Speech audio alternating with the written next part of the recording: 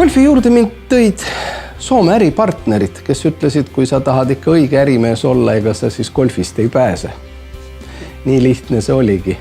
Jah, alguses nagu 3 korda nad kutsusid mind ja 2 esimest korda ega mulle hästi ei istunud see ka.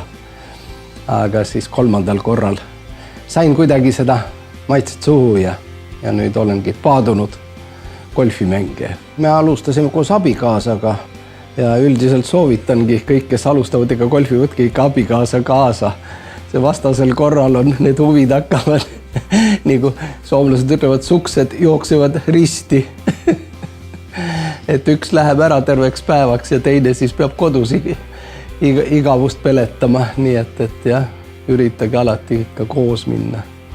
Presidendi tööd ju meil on klubis eestseisus, kus on erinevaid vabatahtlikke siis, kes hoolitseb, kes vastutab daamide eest, kes vastutab meeste koondise eest, kes on juunioride eest vastutaja ja eks siis presidendina peab seda kuidagi koordineerima ja läbi rääkima, teeme koosolekuid, arutame kitsaskohti, arutame ka seda, mis on positiivselt läinud, et korrata seda copy-paste teha sellest positiivsetest asjadest ja põhimõtteliselt ega ta jah, mingisugune keeruline amet just ei ole, aga samas võtab natukene aega ja pühendumist ja pead ka vabal ajal teinekord mõtled selle peale, et mida paremini saaks teha.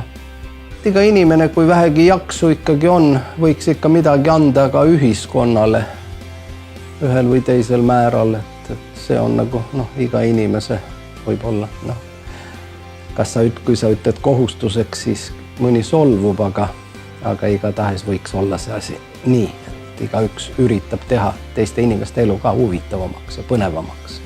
Kui näiteks platsil on mingisugused probleemid, näiteks olid meil siin paar aastat tagasi suured probleemid greenidega, greenide olukord läks käest ära, siis hakkab nurinat kostma liikmete poolt.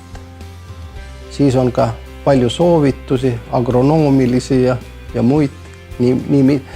Paljud inimesed kohe teavad siis, kuidas seda olukorda parandada ja siis sa pead ka kuulama ja seletama ja rääkima ja olema nagu selle greenkeeperi ja inimeste vahel.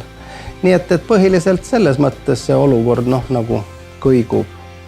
Öelda nüüd, et inimesed nüüd siin mõne aastaga muutuksid või seda küll ei saa öelda. Tahaks, et rohkem liikmeid oleks, et rohkem golfareid oleks Eestis.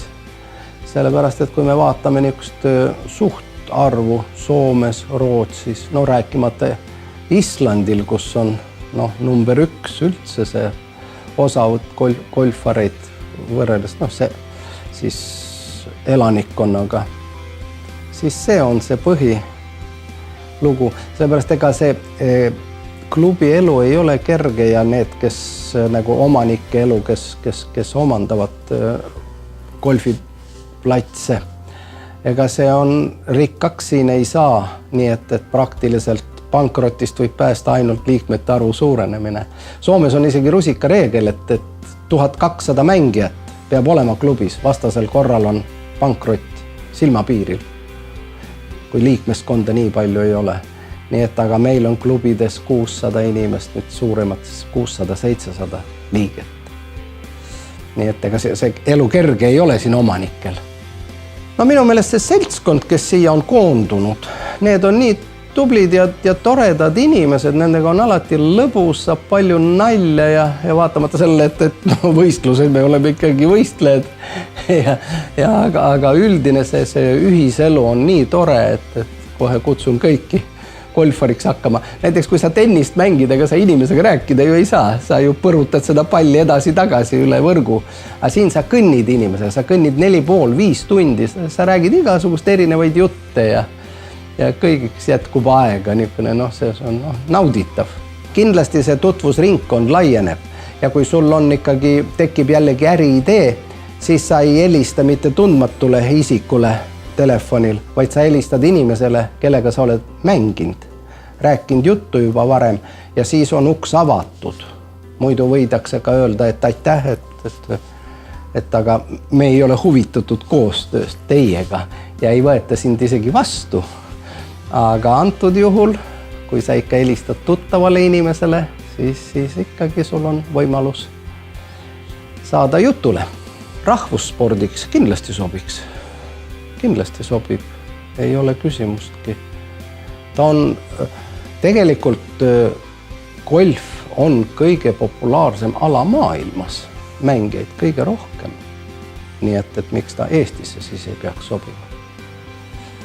Seda tihtipeale arvatakse, see on jalgpall või keegi muu või mingi muu ala, aga golfis on see ju, et golfi võib mängida ka pensionärid, väikelapsed, kõik. See ei ole, ealist piiri ei ole, nagu teistel spordialadel. Näiteks Soomes on ja Rootsis hommikuti ikkagi platsid on täis pensionäre. Ega tööinimesed ikka tulevad kuskil õhtupoole mängima, aga hommikut päeva esimene pool on kõik pensionäre ja lapsi täis. Niisugune keskpärane mäng oli, 7 lööki üle normi. Rahule peab jääma endaga, sa ei saa ennast kiruda selle tühja asja pärast, see mäng on ju mäng.